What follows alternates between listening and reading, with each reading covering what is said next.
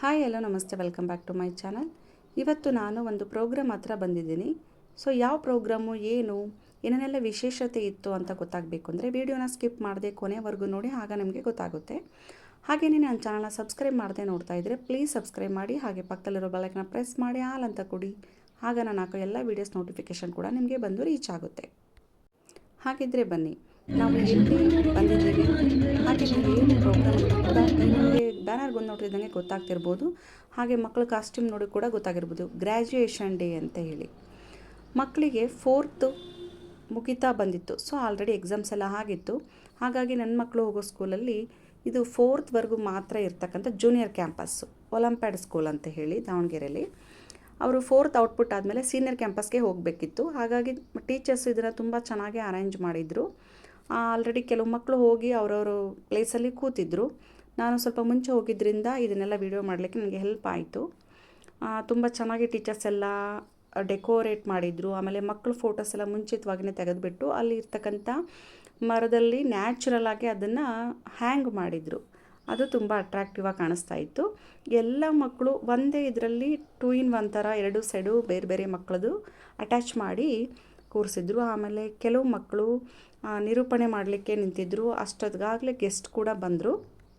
ಇಲ್ಲಿ ಸ್ಟೇಜ್ ಮೇಲೆ ಇರ್ತಕ್ಕಂಥ ಮಕ್ಕಳು ಶ್ರೇಯಾ ಮತ್ತು ಲೇಖನ ಅಂತ ಹೇಳಿ ನಿರೂಪಣೆನ ಎಷ್ಟು ಚೆನ್ನಾಗಿ ಫ್ಲೂಯೆಂಟಾಗಿ ಮಾಡ್ತಾಯಿದ್ರು ಅಂದರೆ ಎಲ್ಲ ಪೇರೆಂಟ್ಸ್ಗೂ ಅದನ್ನು ಕೇಳಿದರೆ, ಅವರು ಮಾತಾಡೋ ರೀತಿ ಕೇಳಿದರೆ ಖುಷಿ ಆಗ್ತಾಯಿತ್ತು. ಅಷ್ಟು ಚೆನ್ನಾಗಿ ನಿರೂಪಣೆಯನ್ನು ಮಾಡ್ತಾಯಿದ್ರು. ಗೆಸ್ಟ್ಗೆ ವೆಲ್ಕಮ್ ಕೂಡ ಮಾಡಿದರು.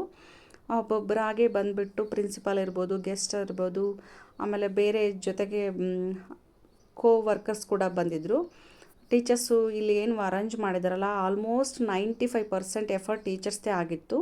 ಟೀಚರ್ಸ್ಗೆ ಎಲ್ಲ ರೀತಿಯ ಕಲೆಗಳಿರ್ತವೆ. ಮಕ್ಕಳನ್ನು ಯಾವ ರೀತಿಯಾಗಿ ರೆಡಿ ಮಾಡಬೇಕು, ಅದಕ್ಕೆ ಬೇಕಾಗಿರ್ತಕ್ಕಂಥ ಕೆಲವೊಂದು ಉಪಕರಣ ಹೇಗೆ ರೆಡಿ ಮಾಡಬೇಕು ಅನ್ನೋ ಒಂದು ಐಡಿಯಾಸ್ ಕೂಡ ಟೀಚರ್ಸ್ ತುಂಬ ಚೆನ್ನಾಗಿರುತ್ತೆ. ಗೆಸ್ಟ್ ಎಲ್ಲ ಬಂದು ನೀಟಾಗಿ ಕೂತಾದ್ಮೇಲೆ ಮಕ್ಕಳು ಮತ್ತೆ ನಿರೂಪಣೆಯನ್ನು ಸ್ಟಾರ್ಟ್ ಮಾಡಿದರು. ಆಮೇಲೆ ಜ್ಞಾನ ಮತ್ತು ಶ್ರಾವ್ವಿ ಪ್ರಾರ್ಥನೆ ಗೀತೆಯನ್ನು ಹಾಡಿದರು. ಫಸ್ಟು ಪ್ರೋಗ್ರಾಮ್ ಅಲ್ಲಿಂದನೇ ಸ್ಟಾರ್ಟ್ ಆಯಿತು. ಅದಾದ ನಂತರ ಮತ್ತೆ ಶ್ರೇಯಾ ಮತ್ತು ಲೇಖನ ನಿರೂಪಣೆ ಕಂಟಿನ್ಯೂ ಮಾಡಿದರು. ಆಮೇಲೆ ದೀಪನ ಹಚ್ಚೋದ್ರ ಮೂಲಕ ಪ್ರೋಗ್ರಾಮ್ ಸ್ಟಾರ್ಟ್ ಆಯಿತು. ದೀಪ ಹಚ್ಚುವಾಗ ಎಲ್ಲರೂ ಕೂಡ ನಿಂತುಬಿಟ್ಟು ರೆಸ್ಪೆಕ್ಟ್ ಕೊಟ್ಟು ಅದನ್ನು ಕೂಡ ಯಶಸ್ವಿಯಾಗಿ ಮುಗಿಸಿದ ನಂತರ ಪ್ರೋಗ್ರಾಮು ಯಥಾಸ್ಥಿತಿಯಾಗಿ ಪ್ರಾರಂಭ ಆಯಿತು. ಕ್ರಮಬದ್ಧವಾಗಿ ಒಂದೊಂದನ್ನೇ ನೀಟಾಗಿ ಆರ್ಗನೈಸ್ ಮಾಡಿದರು. ಇಲ್ಲಿ ನಮ್ಮ ಜೂನಿಯರ್ ಕ್ಯಾಂಪಸ್ಸಲ್ಲಿ ಪ್ರಿನ್ಸಿಪಲ್ ಬಂದು ಸ್ಮಿತಾ ಮ್ಯಾಮು, ಆಮೇಲೆ ನೆಕ್ಸ್ಟ್ ಪ್ರಿನ್ಸಿಪಲ್ ಬಂದುಬಿಟ್ಟು ಸೌಮ್ಯ ಮ್ಯಾಮು. ಈ ಮಗು ಕೂಡ ಎಲ್ರಿಗೂ ಕೂಡ ವೆಲ್ಕಮ್ ಸ್ವಾಗತ ಭಾಷಣವನ್ನು ಚೆನ್ನಾಗಿ ಮಾಡಿದ್ಲು. ಅದು ಬ್ರೇವ್ ಆಗಿ ಅಂದರೆ ಧೈರ್ಯವಾಗಿ ಮಕ್ಕಳು ಮಾಡೋದಿದ್ದೀರ, ತುಂಬ ಖುಷಿ ಅನಿಸುತ್ತೆ. ಆಮೇಲೆ ಆ ವರ್ಷ ಪೂರ್ತಿ ಪ್ರೋಗ್ರಾಮ್ನ ಅಮ್ಮ ಕೂಡ ಚೆನ್ನಾಗಿ ತಿಳಿಸ್ಕೊಟ್ಟ. ಛಲವಿದ್ದರೆ ಪ್ರತಿಫಲವು ನಿನ್ನದಾಗುವುದು. ಎಲ್ಲರಿಗೂ ಶುಭ ಸಂಜೆಯ ಶುಭ ಕಾಮನೆಗಳನ್ನು ತಿಳಿಸುತ್ತಾ ಇಂದಿನ ನಮ್ಮ ಕಾರ್ಯಕ್ರಮದ ಮುಖ್ಯ ಅತಿಥಿಯಾದಂತಹ ಶ್ರೀಯುತ ನಾಗರಾಜ್ ಎಸ್ ಸೊಕ್ಕೆ ಸರ್ ಅವರ ಕಿರುಪರಿಚಯ ಮಾಡಲು ಇಚ್ಛಿಸುತ್ತೇನೆ. ಈ ಮಗು ಅನಿರುದ್ಧ ಅಂತ ಹೇಳಿ ಗೆಸ್ಟ್ ಆಗಿ ಬಂದಂಥ ನಾಗರಾಜ್ ಅವರ ಬಗ್ಗೆ ವಿವರಣೆಯನ್ನು ಸ್ವಲ್ಪ ಸಂಕ್ಷಿಪ್ತವಾಗಿ ಹೇಳ್ತು. ಅದಾದ ನಂತರ ಆ ನಾಗರಾಜ್ ಸರ್ ಕೂಡ ಎಜುಕೇಷನ್ ಅಂದ್ರೇನು, ಯಾವ ರೀತಿಯಾಗಿರಬೇಕು, ಪೇರೆಂಟ್ಸ್ ಮನೇಲಿ ಯಾವ ರೀತಿಯಾಗಿ ವರ್ತಿಸ್ಬೇಕು ಅನ್ನೋದನ್ನು ನೀಟಾಗಿ ತಿಳಿಸ್ಕೊಟ್ರು. ಇವರ ನಂತರ ಪ್ರಿನ್ಸಿಪಲ್ ಮಾತಾಡಿದರು. ನಿಮ್ಮ ನಿಜವಾದ ಟೈಮು ಅಂತಂದು ಪ್ರೀಷಿಯಸ್ ಕೊಟ್ಟಿದ್ರೆ ಮಗು 6ನೇ ಕ್ಲಾಸಿಂದ 9ನೇ ಕ್ಲಾಸ್ ಒಳಗೆ ಮುಗಿದು ಹೋಗ್ತದೆ, ಡಿಸೈಡ್ ಆಗ್ತದೆ. ನಾನು ನಂಬ್ರಿ ನನ್ನ ಮಾತು, ಇಷ್ಟು ವರ್ಷ ಎಕ್ಸ್ಪೀರಿಯನ್ಸಲ್ಲಿ ನಾನು ಹೇಳ್ತೀನಿ. 6ನೇ class NCERT syllabus basic page number 1, what you think the foundation of this technology, physics and maths, chemistry, ಈ 3 ಸಬ್ಜೆಕ್ಟ್ ಬೇಸಿಕ್ಸ್ ಸ್ಟಾರ್ಟ್ ಆಗೋದು 6ನೇ ಕ್ಲಾಸ್. NCERT ಡಿಸೈನ್ ಮಾಡಿರೋದು ಹಾಗೆ 6ಕ್ಕೆ ಸ್ಟಾರ್ಟ್ ಆದರೆ ನನ್ನ ಪ್ರಕಾರ 8, 9ಕ್ಕೆ ಮುಗಿದು ಹೋಗ್ತದ್ರಿ ಎಜುಕೇಷನ್. 10ನೇ ಕ್ಲಾಸಲ್ಲಿ ನೀವು ಮಾಡೋದು ಏನೂ ಇರಲ್ಲ, ಯಾರಿಗೂ ಪುರ್ಸೊತ್ತಿರಲ್ಲ. ಅವರು ಎಷ್ಟು ಚೆನ್ನಾಗಿ ಯಾವ ಹಂತದಲ್ಲಿ ಮಕ್ಕಳಿಗೆ ನಾವು ಯಾವ ರೀತಿಯಾಗಿ ಕಾನ್ಸಂಟ್ರೇಟ್ ಮಾಡಬೇಕು, ಹಾಗಾದರೆ ಕೆಲವೊಂದು ಹಂತಗಳು ಮಾತ್ರನಾ ಅಂತ ಕೆಲವು ಕ್ವಶನ್ ಕೇಳ್ಬೋದು. ಆ ರೀತಿಯಲ್ಲ, ಎಲ್ಲ ಹಂತಗಳು ಕೂಡ ಮಕ್ಕಳ ಕಲಿಕೆಗೆ ಸೂಕ್ತವಾಗಿರುವಂಥದ್ದೇ. ಆದರೆ ತುಂಬ ಹೆಚ್ಚಾಗಿ ಗಮನ ನಾವು ಯಾವ ಹಂತದಲ್ಲಿ ಕೊಡಬೇಕು ಅನ್ನೋದನ್ನು ನಾನು ಆ ಸರ್ ಹೇಳಿದಾಗ ನನಗೂ ಕೂಡ ಅಷ್ಟೊಂದು ಅನಿಸಿರಲಿಲ್ಲ. ಆ ಸರ್ ಹೇಳಿದ ನಂತರ ಹೌದು, ನಾವು ಆ ಟೈಮಲ್ಲಿ ಮಕ್ಕಳಿಗೆ ಒಂದು ಅಮೂಲ್ಯವಾದ ಸಮಯವನ್ನು ಮೀಸಲಿಡಬೇಕು ಅನ್ನೋದು ಗೊತ್ತಾಯಿತು. ತುಂಬ ಚೆನ್ನಾಗಿ ಹೇಳಿದರು. ಆಮೇಲೆ ನಾನು ಕೂಡ ಕನ್ನಡ ಮೀಡಿಯಮ್ ಗೌರ್ಮೆಂಟ್ ಸ್ಕೂಲಲ್ಲೇ ಓದಿದ್ದು. ಸೊ ಯಾರೂ ಕೂಡ ಇಲ್ಲಿ ಮೇಲೆ ಕೀಳು ಅನ್ನೋ ಭಾವನೆ ಬೇಡ. ಯಾವ ಸ್ಕೂಲಾದರೂ ನೀವು ಸೆಲೆಕ್ಟ್ ಮಾಡ್ಕೊಳ್ಳಿ, ಬಟ್ ಕ್ವಾಲಿಟಿ ಇರೋವಂಥದ್ದನ್ನು ಸೆಲೆಕ್ಟ್ ಮಾಡ್ಕೊಳ್ಳಿ. ಒಂದು ಕರಿಕ್ಯುಲಮ್ ಇರ್ಬೋದು, ಟೀಚ್ ಮಾಡೋವಂಥದ್ದು ಅಂದರೆ ವೇ ಆಫ್ ಟೀಚಿಂಗ್ ಹೇಗಿರಬೇಕು ಅನ್ನೋದನ್ನು ಚೆನ್ನಾಗಿ ತಿಳಿಸ್ಕೊಟ್ರು ಸರು. ಅದು ಖುಷಿ ಅನ್ನಿಸ್ತು. ಅದಾದ ನಂತರ ನಾವು ಒಂದೊಂದೇ ಪ್ರೋಗ್ರಾಮ್ ನೋಡ್ತಾ ಹೋದ್ವಿ. ಆ ಮಕ್ಕಳನ್ನ ಕರೆದುಬಿಟ್ಟು ಅವರ ಒಂದು 4th ಸ್ಟ್ಯಾಂಡರ್ಡ್ ಕಂಪ್ಲೀಟ್ ಆದ ಒಂದು ನೆನಪಿಗೆ ಗ್ರ್ಯಾಜುಯೇಷನ್ ಡೇ ಅಂತೇಳಿ ಎಲ್ರಿಗೂ ಕೂಡ ಒಂದು ಶೀಲ್ಡ್ ಕೊಟ್ಬಿಟ್ಟು ಸೆಕ್ಷನ್ ವೈಸು, ಆಮೇಲೆ ಗರ್ಲ್ಸ್ಗೆ ಬೇರೆ ಫೋಟೋ ತೆಗೆಸಿದ್ರು, ನೆಕ್ಸ್ಟ್ ಬಾಯ್ಸು ಮತ್ತು ಕಂಬೈನ್ಡ್ ಬೇರೆ ತೆಗೆಸಿದ್ರು. ಆ ಪ್ರೋಗ್ರಾಮ್ ಆದ ನಂತರ ಗೆಸ್ಟಾಗಿ ಬಂದವ್ರಿಗೆ ಸನ್ಮಾನ ಮಾಡಲಾಯಿತು.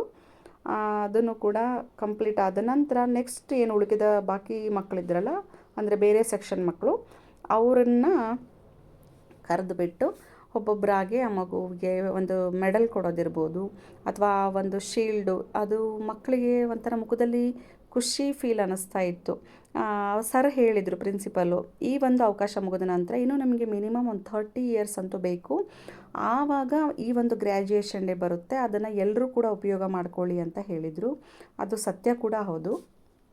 ಇದನ್ನು ಎಲ್ಲ ಸ್ಕೂಲಲ್ಲೂ ಮಾಡ್ತಾರೋ ಇಲ್ವೋ ಗೊತ್ತಿಲ್ಲ, ಬಟ್ ಇವರು ಒಂದು ಮೋಟಿವೇಶನ್ ಆಗಿರಲಿ ಅನ್ನೋ ಒಂದು ಉದ್ದೇಶಕ್ಕೆ ಈ ಪ್ರೋಗ್ರಾಮ್ನ ಆರ್ಗನೈಸ್ ಮಾಡಿದರು. ಪ್ರತಿ ವರ್ಷವೂ ಕೂಡ ಮಾಡ್ತಾರೆ. ಈ ವರ್ಷವೂ ಕೂಡ ಅದೇ ರೀತಿಯಾಗಿ ಮಾಡಿದರು. ಆ ಮಕ್ಕಳು ಯಾವ ರೀತಿಯಾಗಿ ಅಲ್ಲಿ ಬಂದು ಸ್ಟೇಜ್ ಮ್ಯಾಗೆ ಅವರು ಹಾವಭಾವ ಇರ್ಬೋದು, ಅವರ ಖುಷಿ ವ್ಯಕ್ತಪಡಿಸೋ ರೀತಿ ಇರ್ಬೋದು, ತುಂಬ ಚೆನ್ನಾಗಿ ಅನ್ನಿಸ್ತು. ಪೇರೆಂಟ್ಸ್ಗಂತೂ ತುಂಬ ಖುಷಿಯಾಯಿತು.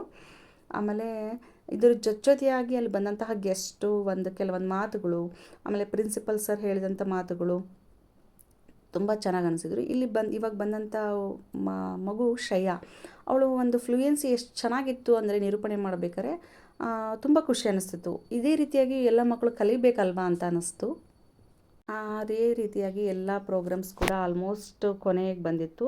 ಅಲ್ಲಿ ಮಕ್ಕಳು ಒಂದು ಅನಿಸಿಕೆಗಳನ್ನು ಹೇಳೋದಕ್ಕೆ ಬಂದಿದ್ದರು. ಕೆಲವು ಮಕ್ಕಳು ನಿರೂಪಣೆ ಮಾಡೋದಕ್ಕೆ ಬಂದಿದ್ರು. ಎಷ್ಟು ಚೆನ್ನಾಗಿ ಧೈರ್ಯವಾಗಿ ಮಾಡ್ತಾಯಿದ್ರು ಅಂದರೆ ಅದಕ್ಕೆಲ್ಲ ರೀಸನ್ನು ಅಲ್ಲಿರ್ತಕ್ಕಂಥ ಟೀಚರ್ಸು. ನಾವು ಟೀಚರ್ಸ್ಗೆ ಎಷ್ಟು ರೆಸ್ಪೆಕ್ಟ್ ಕೊಟ್ಟರು ಸಾಲದು ಅಂತಲೇ ಹೇಳ್ಬೋದು. ಪ್ರತಿಯೊಂದು ಮಗು ಕೂಡ ನೋಡಿ ಒಬ್ಬೊಬ್ಬರಾಗೆ ಬರ್ತಾಯಿದ್ರು. ಅವರು ನಾವು ಹೇಳ್ತೀವಿ ಒಪಿನಿಯನ್ಗಳ ಅಂತ ಹೇಳಿ ತುಂಬ ಧೈರ್ಯವಾಗಿ